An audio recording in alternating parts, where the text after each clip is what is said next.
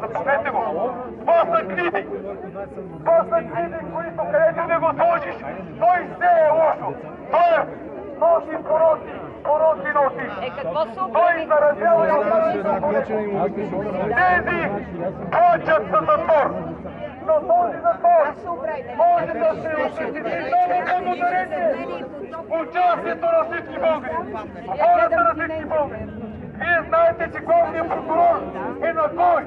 На мафията, на Борисов, на Беленски, на олигарсите.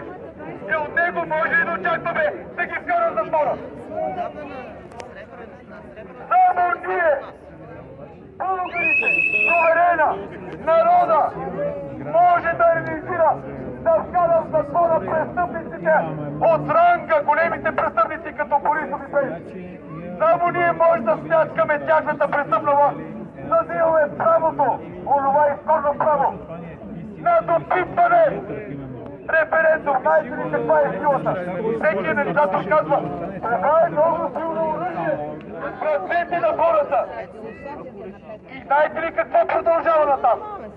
Ние трябва да внимаваме, трябва да го ограничим, защото веднъж ако допуснем народа да вземе решение и усети силата, усети, че от него зависи нещо, че той определя, че неговият път е значим, тогава няма сила, която да спре българския народ, суверена, да смачка тази престъпна власт до всичките измерения.